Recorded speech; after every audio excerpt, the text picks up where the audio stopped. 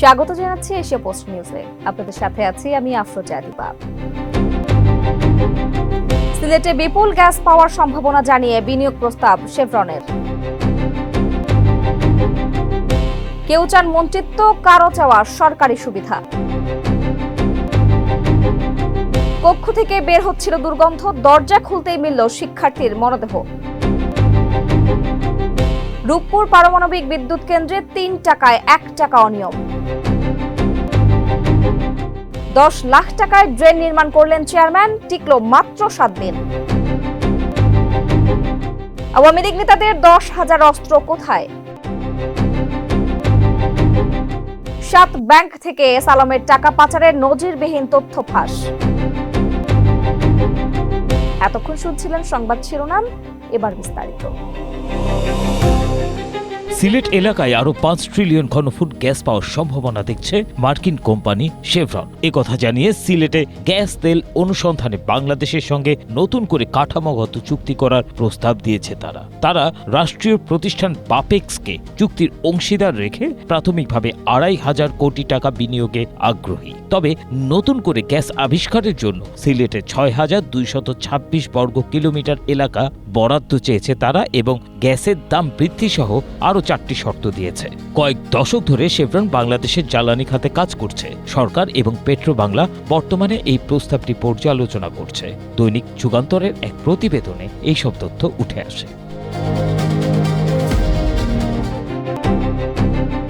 কেউ চান মন্ত্রিত্ব, কারো চাওয়া সরকারি বিভিন্ন সুযোগ সুবিধা। আবার কেউ কেউ বলেছেন বিএনপির ৩১ দফা ও স্বাক্ষরিত জুলাই সনদের ভিত্তিতে সংবিধান সংশোধনের মাধ্যমে সংসদের উচ্চকক্ষ গঠন হলে সেটির সদস্য পদে যেন তাদেরকে বিবেচনা করা হয়। সরকার গঠনের ৫ মাস পর যুগপথ আন্দোলনের শরিক দলগুলোর নেতাদের সঙ্গে সোমবার রাষ্ট্রীয় অতিথি ভবন যমুনায় প্রধানমন্ত্রীর প্রথম আনুষ্ঠানিক বৈঠক হয়। সেখানেই এরকম নানা ইচ্ছা ও প্রত্যাশার কথা উঠে আসে।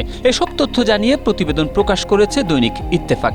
প্রতিবেদনে বলা হয়, বৈঠকে অংশ নেওয়া একাধিক শরিক দলের নেতারা মঙ্গলবার ইত্তেফাকের সঙ্গে পৃথক আলাপে জানান, বৈঠকে শরিক দলগুলোর নেতাদের পক্ষ থেকে ৫ জন বক্তব্য রেখেছেন। সবার কথা শোনার পর প্রধানমন্ত্রী বলেছেন, শরিক দলগুলোর নেতাদের মধ্যে যারা যোগ্য তাদের পর্যায়ক্রমে মূল্যায়ন করা হবে। প্রধানমন্ত্রীর আমন্ত্রণে এই বৈঠকে যোগ দিয়ে শরিক নেতাদের মধ্যে যে ৫ জন বক্তব্য রাখেন তাদের একজন নাগরিক ঐক্যের সভাপতি মাহমুদুর রহমান মান্না। তিনি বলেন, বৈঠকে সুনির্দিষ্ট কোনো এজেন্ডা ছিল না। কেউ বক্তৃতা করেছেন, কেউ সরকারের অংশ হওয়ার আগ্রহ প্রকাশ করেছেন।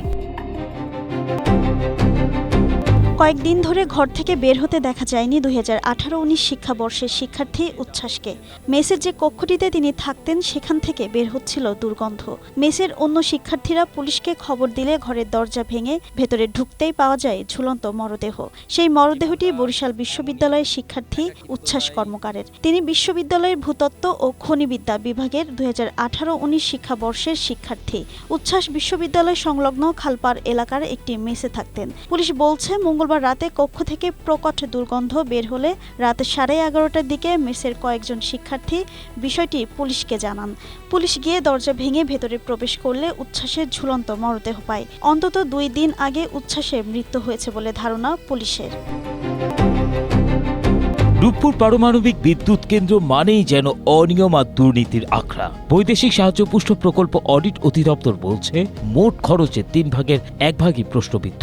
সহজ ভাষায় প্রতি ৩ টাকার ১ টাকাতেই হয়েছে অনিয়ম। একই সময় প্রকল্পে ২৩০টি অডিট আপত্তি উঠেছে। এর মধ্যে ১২০টি রাশিয়ার নাগরিকদের জন্য নির্মিত গ্রিন সিটি আবাসন প্রকল্প ঘিরে। গ্রিন সিটির ২০টি আবাসিক ভবনের নির্মাণ ও ক্রয় কার্যক্রম পর্যালোচনা করে নিরীক্ষকরা ২৯৫ কোটি টাকার আর্থিক ক্ষতির তথ্য তুলে ধরেছেন। নিরীক্ষকদের পর্যবেক্ষণ অনুযায়ী বিভিন্ন যন্ত্রপাতি ও সরঞ্জাম কেনায় সরকারি মূল্যের তুলনায় অনেক বেশি বিল পরিশোধ করা হয়েছে। কিছু ক্ষেত্রে দরপত্রে গুরুত্বপূর্ণ যন্ত্রপাতির দাম কয়েক গুণ বাড়িয়ে দেখানো হলেও অন্য কিছু পণ্যে দাম কম দেখিয়ে মোট দরকে গ্রহণযোগ্য রাখা হয়েছে। ফলে প্রতিযোগিতামূলক দরপত্রের আড়ালে অতিরিক্ত ব্যয়ের সুযোগ তৈরি হয়েছে বলে প্রতিবেদনে উল্লেখ করা হয়। শুধু অর্থ ব্যয়ের হিসাবেই নয়, প্রকল্প বাস্তবায়ন নিয়েও প্রশ্ন তুলছেন বাস্তবায়ন পরিবীক্ষণ ও মূল্যায়ন বিভাগ। নিরীক্ষা প্রতিবেদনের তথ্য অনুযায়ী 2016-17 থেকে 2024-25 অর্থ বছর পর্যন্ত 230টি অডিট আপত্তি তোলা হয়েছে, যার আর্থিক মূল্য প্রায় 29,600 কোটি টাকা। এসব তথ্য জানিয়ে প্রতিবেদন প্রকাশ করেছে দৈনিক যুগান্তর। প্রতিশ্রুতি ছিল জলাবদ্ধতা দূর করে 3 গ্রামের কৃষকের মুখে হাসি ফোটানোর। সেই লক্ষ্যে সরকারি তহবিল থেকে বরাদ্দ করা হয় প্রায় 10 লাখ টাকা, কিন্তু লোক দেখানোর সেই উন্নয়ন টিকল মাত্র 7 দিন। রড পিলার ছাড়া নিম্নমানের সামগ্রী দিয়ে তৈরি ড্রেনটি প্রথম পশলা বৃষ্টির চাপও সামলাতে পারেনি। খড়কুটোর মতো ধসে পড়ে বেরিয়ে এসেছে চেয়ারম্যানের অনিয়মের চিত্র। চেয়ারম্যান সেই কাজটার দায়িত্ব পায়, কাজটা করার 7 দিনের মাথায় সম্পূর্ণটা ভাঙিয়ে চুরমার হয়ে যায়। এখানে একটা হরে লুট করে নিয়ে এসে চলে গেছে। আমাদের এই রাস্তার পানি আর বাড়ানোর মতো কোনো জায়গা নেই। চেয়ারম্যান সব কাজটা করে গেছে, কিন্তু কাজটা খুব ভালো হয় নাই। এখানে 2 নম্বর জিনিস দিয়ে কাজ করে গেছে। কাজের 1 সপ্তাহ পরেই ওই ড্রেনটা ভাঙিয়ে চুরে বন্ধ হয়ে গেছে পানি।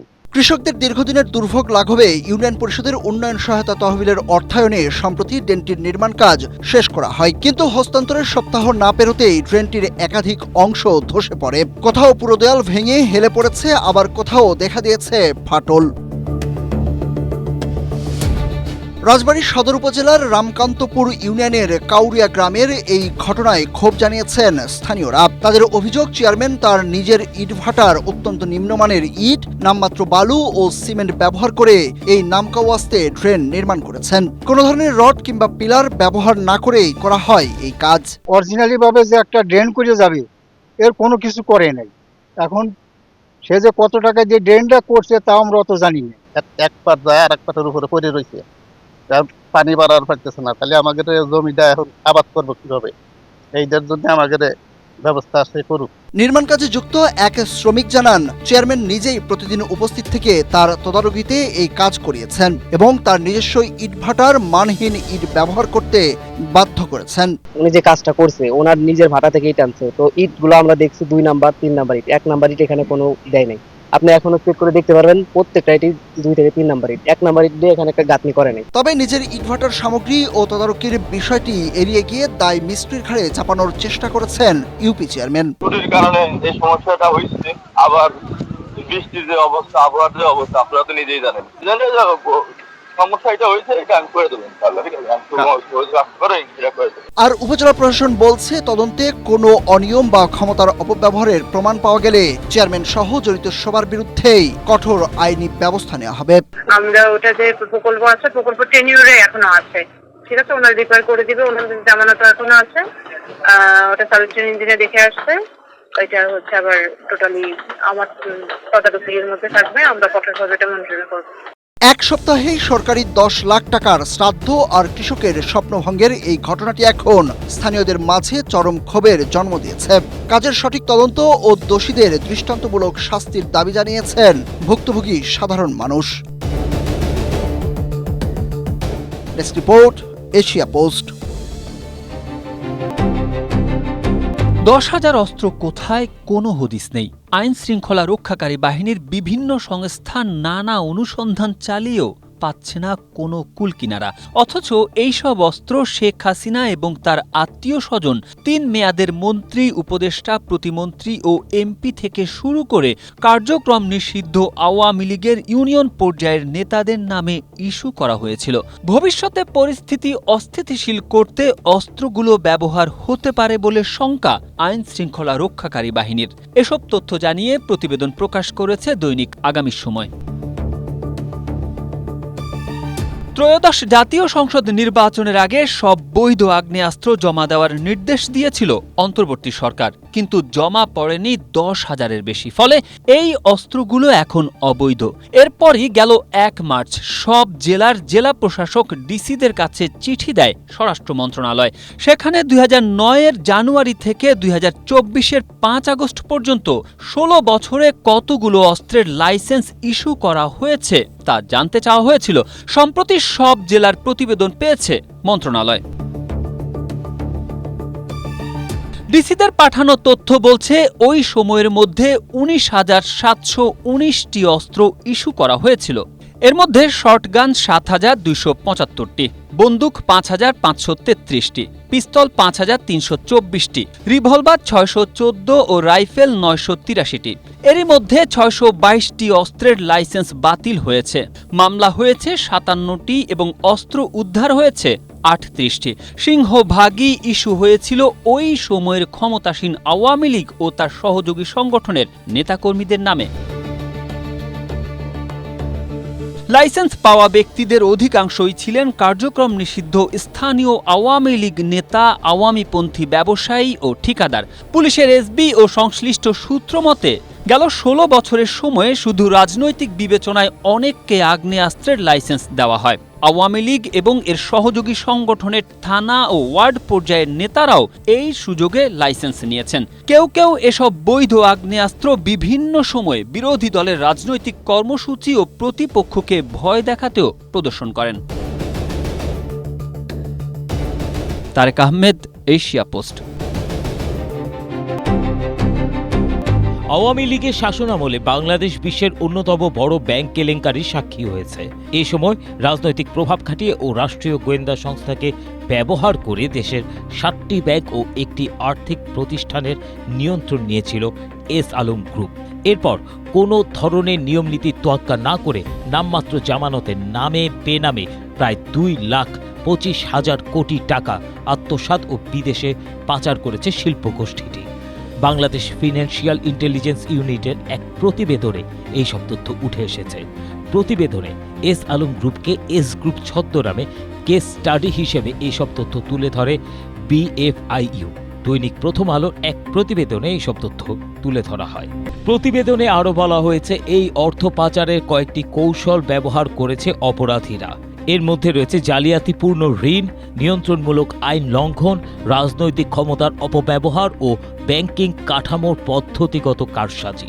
এস গ্রুপ রাজনৈতিক সমর্থনকে পুঁজি করে এবং নিয়ন্ত্রণমূলক আইনকে পাশ কাটিয়ে দেশের ব্যাংকিং খাতে ব্যাপক অনিয়ম, জালিয়াতি ও অর্থ পাচারের এক বিশাল নেটওয়ার্ক গড়ে তুলেছিল।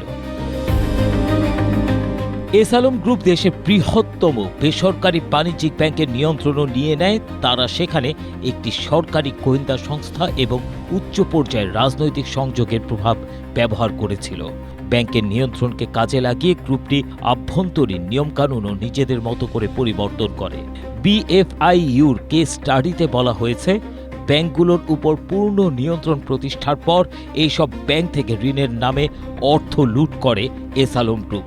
এজন্য বৈধ ব্যবসার পাশাপাশি বিপুল সংখ্যক কাল্পনিক বা ভুয়া কোম্পানি খুলে সেগুলোর নামে বড় অঙ্কের ঋণ বিতরণ করা হয়। ব্যাংক থেকে লুট করে নেয়া এই সব বিপুল অর্থ মানি লন্ডারিং করে বিদেশে পাচার করা হয়েছে বলে জানায় বিএফআইইউ। সংস্থাটি বলছে, অর্থ স্থানান্তরের জন্য এস আলম গ্রুপ মূলত বিভিন্ন ট্রাস্ট অ্যাকাউন্ট, আন্তর্জাতিক বাণিজ্য এবং হুন্ডির মতো অনানুষ্ঠানিক মাধ্যম ব্যবহার করেছে। বিএফআইইউ আরও জানায়, গ্রুপটি সিঙ্গাপুর, মালয়েশিয়া, সাইপ্রাস ও সংযুক্ত আরব আমিরাতের মতো বিভিন্ন দেশে বিপুল সম্পদের মালিক হয়েছে এই পাচারের অর্থে। ABM Asaduzzaman, Asia post.